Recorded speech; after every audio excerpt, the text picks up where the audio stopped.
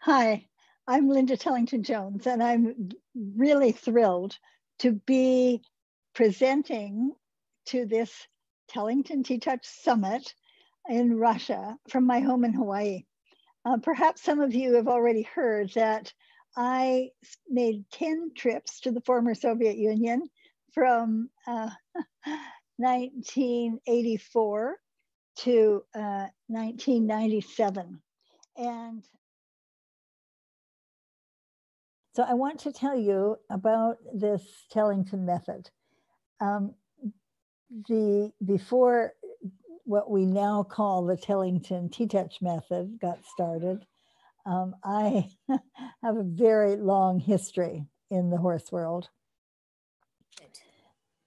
And I'm going to talk to you about the ways that Tellington ТиТач can help you communicate with your animals, a wide variety of animals at that. So we like to think about ТиТач for a change in behavior, relationship, performance, well-being, and trust. And Linda has a great saying, and that is, change your mind, change your animal. And so that's a big part of what we do, is paying attention to animals so we can listen to them so that they don't have to shout at us. So here you see a variety of animals, from a cat on the upper corner, a horse without a bridle, a dog, chicken, dog, another dog, a chameleon, a horse, a giant albino snake, and Willie, Free Willy, Keiko, the whale from Free Willy. So telling you. And if you're new to the work, you cannot imagine that the contact that we're talking about is the contact you can use to move your eyelid in a circle. Not much more than that. And when we have these pressures that we say from 1 to 10, but on your dog or cat, we're usually using like anywhere between a 1 to 2, maybe a 3. And on a horse, some places will go in a little deeper, but on a horse, it's mostly like a 2 to 3. We're just moving the skin because we're wanting to connect with the cells, the cell intelligence. Если вы новичок в ТиТач, то, возможно, вам сложно представить силу давления, которую мы используем, и поэтому сейчас хочется показать о том, как почувствовать эту силу. То есть вам нужно прикладывать ту силу к тому, чтобы сдвигать кожу на теле, которую вы чувствуете на собственном веке, когда вы двигаете, закрыв глаз, собственное верхнее веко. Вот именно таким должно быть давление. И у нас есть шкала силы давления в ТиТач от 1 до 10. Она такая большая именно для того, чтобы вам показать, что мы используем самые меньшие цифры. То есть для кошек и собак мы используем 1, 2, редко 3. И даже для лошадей, несмотря на их масштаб, мы используем 2, 3 чаще всего. То есть цель исключительно сдвигать кожу, у нас нет цели воздействовать на мышцы. И если вы сдвигаете кожу, то вы воздействуете на клетки. Наша цель — установить связь с клеточным интеллектом, а не проработать мышцы. И если вы помните вот этот базовый наш такой момент, то вам будет легче контролировать свою силу давления, и тогда изменится реакция на то, что вы делаете в работе с телом. How can you change the work of internal organs by doing ТиТач on the skin? To understand that, it's important to understand their direct neurologic connections between skin areas and internal organs. And on the left side, you have German words, and I apologize for that. But it doesn't matter if you don't understand the words. It's just to understand that you have certain areas in the body that are connected to certain organs. As you can see on the right side, this is an area on the back, like the lumbar area, that has a direct connection to the kidneys.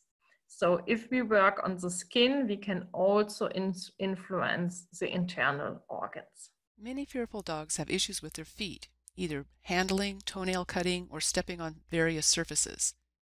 It is one of the areas we can work with even if we are not addressing a specific fear behavior. An example that comes to mind was a nervous dog who would not walk down the dock to get to the owner's boat. The owners assumed the dog was either afraid of the water beneath the dock or possibly the movement of the dock. Over the few days of the workshop, we simply had the dog walk on a variety of surfaces in the groundwork, not attempting to mimic the dock environment specifically at all. On the next visit to the boat, the dog easily walked down the dock just before the owners even thought about picking him up to carry him to the boat.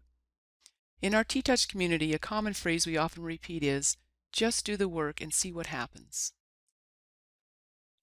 I can also imagine that when you do ТиТaches when you start doing ТиТaches like a heart hug or then do 2 or 3 just zigzags, you will feel better, because what has been proven with feedback, neurofeedback in a study in the US was that ТиТaч has the same effect on the person and on the animal.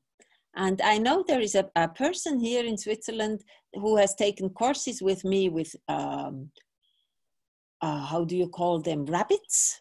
He is a breeder, and he's also a person who is inseminating cows, so which is a very heavy job. And he says, now when I go back home, before I go to my family, because he's very tired, it's very physical, he goes to see his rabbits and he does ТиТaч on his rabbits for a little while. And then he takes a break and then he goes to his family and he feels okay. So I think we should just do 2 or 3 ТиТaches is just, you know, a lot better than no ТиТaches. This is Fritz. So we could just do, you know, a little ear touch on Fritz, a little ear touch on ourselves. And then we are into interaction. When the cat comes and she asks for being touched, why not? Why not do it on ourselves and on the cat? And I'm sure it will get you into this, you will tune into your cat very fast and very quickly. Yeah. So he's a real baby here. In this next sequence, you'll see how it moves on as they grow.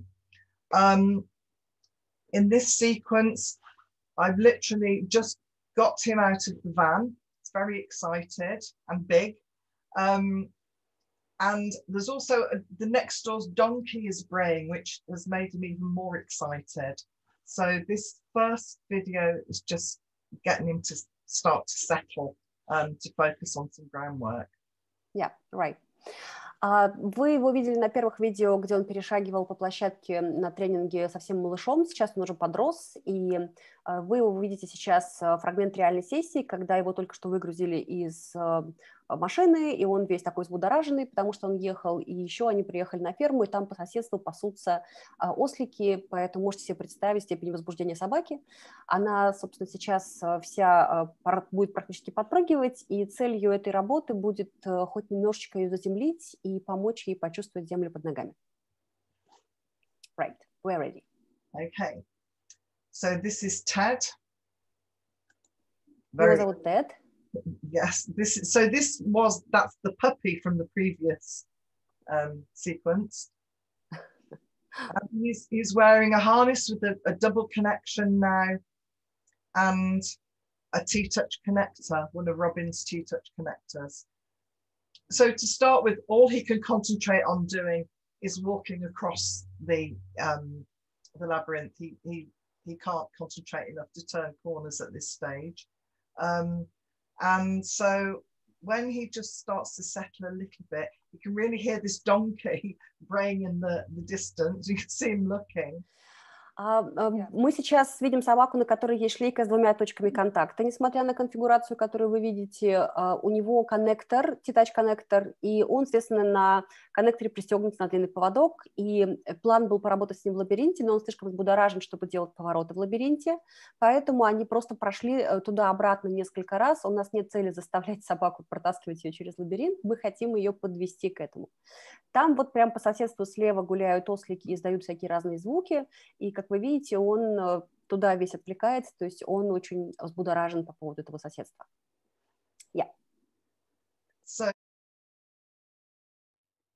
Мы сейчас увидим в этом видео и как работает коннектор в лабиринте, потому что они будут проходить лабиринт, и как проглаживается поводок, и каким образом мы используем руку для того, чтобы показывать направление собаки, особенно если мы приучили ее к тому, чтобы она это отслеживала. One of the things I need to be aware of when I'm working with Ted is that he self-calms by sniffing a lot. And he's a dog that has really taught me that they do a lot of things to calm themselves. And quite often we as humans interfere with that. Философия в нашей работе с лошадьми ровно такая же, как и в работе с собаками и с кошками, со всеми абсолютно другими животными. То есть мы говорим, что философия первична по отношению к техникам и что всегда есть некая причина для так называемого нежелательного поведения. And it's generally from fear, pain, or fear of pain. Как правило, любое поведение, которое нам не нравится, возникает из-за страха, боли или страха боли. And you can't separate fear of pain from pain. It's just part of how it works in the nervous system. Our aim is to really work with kindness rather than dominance. Нам очень сложно отличить снаружи страх боли от настоящей боли, потому что и в нервной системе это тоже сложно отличить. И мы стараемся работать с животными, исходя из позиции доброты и сострадания в любой ситуации вместо доминирования. There's a great saying that we have that is change your mind, change your animal.